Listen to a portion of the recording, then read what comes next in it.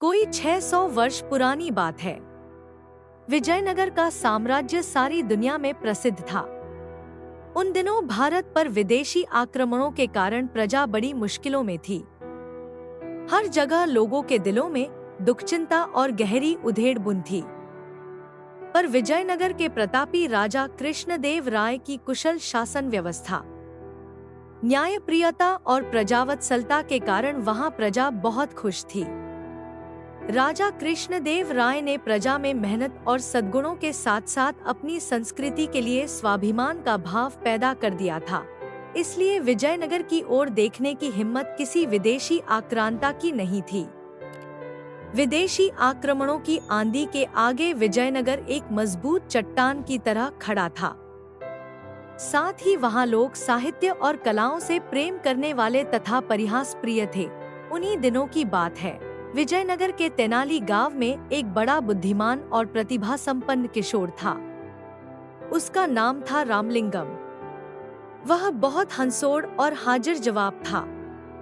उसकी हास्यपूर्ण बातें और मजाक तेनाली गांव के लोगों को खूब आनंदित करते थे।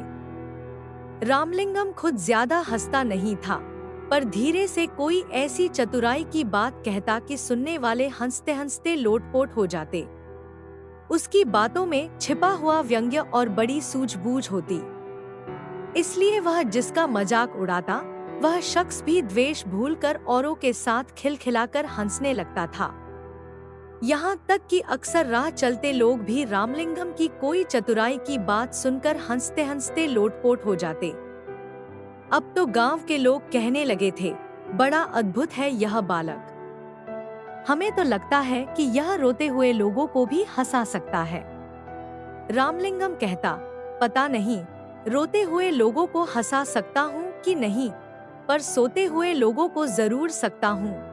सुनकर आसपास खड़े लोग ठठाकर हंसने लगे।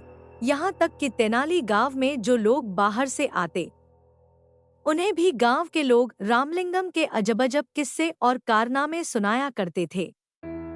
सुनकर वे भी खिलखिलाकर हंसने लगते थे और कहते, तब तो यह रामलिंगम सचमुच अद्भुत है। हमें तो लगता है कि यह पत्थरों को भी हंसा सकता है। गांव के एक बुजुर्ग ने कहा, भाई, हमें तो लगता है कि यह घूमने के लिए पास के जंगल में जाता है, तो वहाँ के पेड़ पौधे और फूल पत्ते भी इसे देखकर जरूर हंस पड़ते होंगे।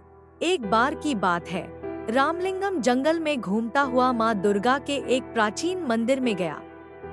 उस मंदिर की मान्यता थी और दूर दूर से लोग वहां माँ दुर्गा का दर्शन करने आया करते थे। रामलिंगम भीतर गया तो माँ दुर्गा की अद्भुत मूर्ति देखकर मुग्ध रह गया। माँ के मुखमंडल से प्रकाश फूट रहा था। रामलिंगम की मानो समाधि लग गई। फिर उसने दुर्गा माता को प्रणाम किया और चलने लगा। तभी अचानक उसके मन में एक बात अटक गई। माँ दुर्गा के 4 मुख थे, 8 भुजाएं थी।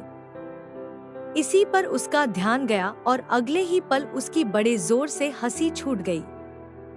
देखकर माँ दुर्गा को बड़ा कौतुक हुआ। वे उसी समय मूर्ति से बाहर निकल कर आईं और रामलिंगम के आगे प्रकट हो गई। बोली, बालक, तू हंसता क्यों है? रामलिंगम माँ दुर्गा को साक्षात सामने देखकर एक पल के लिए तो सहम गया, पर फिर हंसते हुए बोला, क्षमा करें माँ, एक बात याद आ गई, इसीलिए हंस रहा हूँ। कौन सी बात?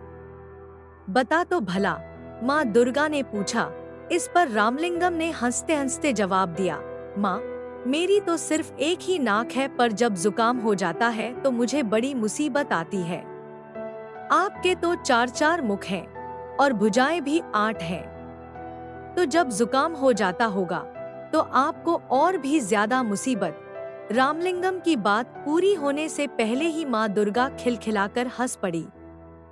बोली, हट पगले, तू माँ से भी मजाक करता है। फिर हंसते हुए उन्होंने कहा, पर आज मैं समझ गई हूँ कि तुझमें हास्य की बड़ी अनोखी सिद्धि है। अपनी इसी सूझबूझ और हास्य के बल पर तू नाम कमाएगा और बड़े बड़े काम करेगा। पर एक बात याद रख, अपनी इस हास्य वृत्ति का किसी को दुख देने के लिए प्रयोग मत करना। सबको हंसाना और दूसरों की भलाई के काम करना। जा, तू राजा कृष्णदेव राय के दरबार में जा, वही तेरी प्रतिभा का पूरा सम्मान करेंगे। उस दिन रामलिंगम दुर्गा माँ के प्राचीन मंदिर से लौटा तो उसका मन बड़ा हल्का फुल्का था। लौटकर उसने माँ को यह अनोखा प्रसंग बताया। सुनकर माँ चकित रह गईं। और फिर होते होते पूरे तेनाली गांव में यह बात फैल गई कि रामलिंगम को दुर्गा माँ ने बड़ा अद्भुत वरदान दिया है।